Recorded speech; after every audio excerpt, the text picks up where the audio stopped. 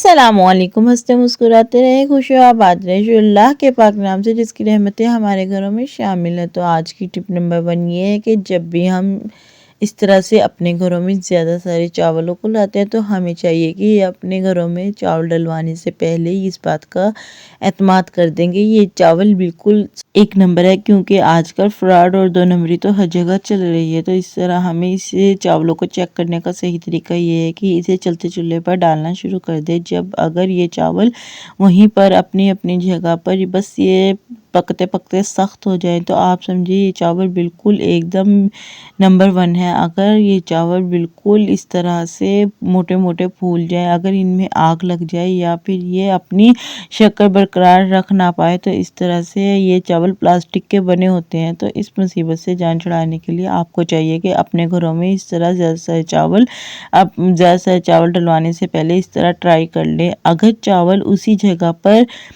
पक पक के वहीं पर जल जाए और वो बिल्कुल चावल की शक्ल में रहे तो वो असल चावल है। इसी तरह टिप नंबर 2 ये है कि जब भी हम अपने हाथों पे से इस तरह चूड़ियाँ उतारते हैं तो हमारे हाथों पर ज़ख्म होने लग जाते हैं। तो ये साइज़ में छोटी होने की वजह से हमारे हाथों पर ज़ख्म कर सकती है। तो इस तरह से हमें चाहिए कि घर में कोई भी इस तरह से लोशन मौजूद होता है तो उस लोशन को अपने हाथ पर डालें और अब ज़रा सा रब करके और अपने हाथों से चूड़ियाँ उतारें और अपनी इस परेशानी से जान छुड़ाएं। तो इसी तरह से अगर आपको मेरी टिप पसंद आई है तो आप चैनल को सब्सक्राइब लाजमी कर दें और बेल आइकन भी दबा दें ताकि इस तरह की मज़ीद डेली अपलोड होने वाली वीडियो आप तक वक्तन फ़वक्तन पहुँचती रहे। तो इसी तरह टिप नंबर 3 ये है कि जब भी आपके घरों में इस तरह से छुरियाँ अपनी रंगत ख़राब कर देती हैं या फिर उनकी धार कम तेज़ होने की वजह से वो काम में बहुत हल्की हो जाती है, तो हमें चाहिए कि इस तरह से अपनी छुरियों को कप उल्टा रखकर उसके ऊपर रगड़ना शुरू कर दें। इसके दंदाने तेज़ होने की वजह से आपकी छुरी एकदम से बिल्कुल तेज़ और शार्प हो जाएगी और आप इस परेशानी से भी जान छुड़ा सकते हैं। अगर वीडियो पसंद आए तो वीडियो को लाइक लाजमी कर दीजिएगा, नन्ना मुन्ना कमेंट भी लाजमी कर दीजिएगा।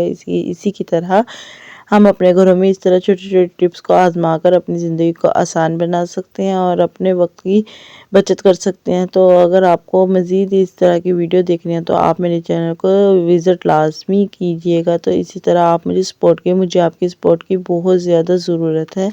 तो देखिए हमारी चूड़ी कितनी साफ़ सुथरी और बिल्कुल एकदम न्यू हो गई है। इस तरह से हम अपने पैसों की भी बचत कर सकते हैं और अपने घर में रहकर अपनी मुसीबतों से भी जान छुड़ा सकते हैं। तो इसी तरह छोटी-छोटी टिप्स आज़मा कर अपने वक़्त और पैसे दोनों की बचत कर सकती हैं। अगर वीडियो पसंद आए तो लाइक लाज़मी कर दीजिएगा और मुझे सपोर्ट कीजिए, मुझे आपकी सपोर्ट की बहुत ज़रूरत है। और इस तरह जो प्यारी बहनें मुझे सपोर्ट कर रही है, अल्लाह पाक उन्हें इसका अजर दे। तो इसी तरह मज़ीद इन्फॉर्मेटिव वीडियो देखने के लिए मेरे चैनल को सब्सक्राइब लाज़मी कर दीजिएगा। तो इस तरह घर में रहकर हम ज़ीरो कॉस्ट में अपने तमाम तर परेशानी का हल निकाल सकते हैं। इसी की तरह अपने घर में रहकर छुरियाँ भी हम तेज़ कर सकते हैं ताकि हमें काम करने में बिल्कुल भी परेशानी का सामना ना करना पड़े। तो आज की टिप नंबर 3 है, जब भी हम अपने घरों में रोटी वाले रुमाल धोए तो हमें चाहिए कि गर्म पानी के अंदर इस तरह काला तेल और इसी के साथ साथ 2 चम्मच शैम्पू और उसके साथ मीठा सोडा डालें। मीठा सोडा हर तरह के बैक्टीरिया को मारने में इफेक्टिव साबित होती है। तो इस तरह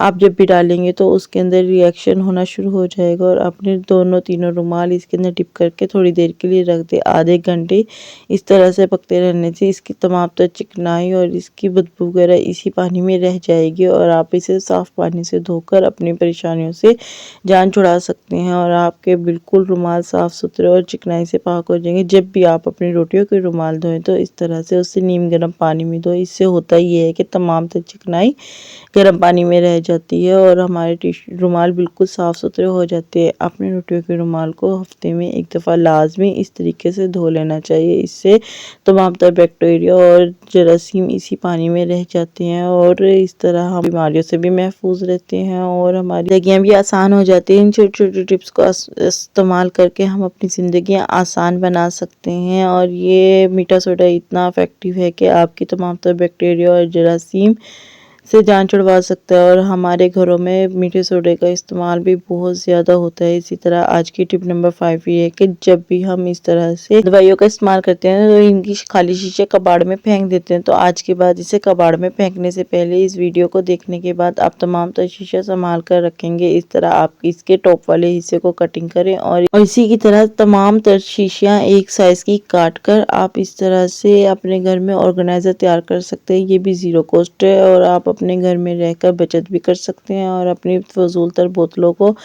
इस्तेमाल करके अपने घरों को खूबसूरत भी बना सकते हैं। तो इस तरह इन तमाम तर शीशियों का टॉप वाला हिस्सा काट के एक साइज़ की इसकी कटिंग करें और इस तरह से आप इसको ग्लू गन की मदद से चिपका दें और आपके घर में एक प्यारा सा ऑर्गेनाइज़र तैयार हो जाएगा। आप इस ऑर्गेनाइज़र में अपनी तमाम तर चमचियाँ या फिर अपनी मेकअप का सामान भी रख सकते हैं और ये रखा हुआ भी बहुत खूबसूरत लगेगा। तो अगर आपको ये मेरी वीडियो पसंद आई है तो यकीनन पसंद लाजमी आई होगी। तो इस तरह से इसका जो टॉप वाला हिस्सा होता है इसे हम अपने कपड़े सुखाने के लिए इस्तेमाल कर सकते हैं। जब भी हम तार पे कपड़े सुखाते हैं तो हमारे घरों में चुटकियाँ तो होती है लेकिन वो इस तरह इतनी इफेक्टिव नहीं होती। जब भी अंधेरी वगैरह आती है तो वो उतर कर गिर जाती है। तो इस तरह से अगर हम इसका टॉप वाला हिस्सा आगे और बैक वाला हिस्सा पीछे लगाकर इस तरह से इसको कस देंगे तो इस तरह हमारे कपड़े बिल्कुल भी नहीं उड़ेंगे और हम इस परेशानी से भी जान छुड़ा सकते हैं। तो इस तरह मज़ीद इन्फॉर्मेटिव वीडियो देखने के लिए आप मेरे चैनल का विज़िट लाजमी कीजिए। तो मुझे रखना अपनी दुआओं में याद। अल्लाह हाफिज़।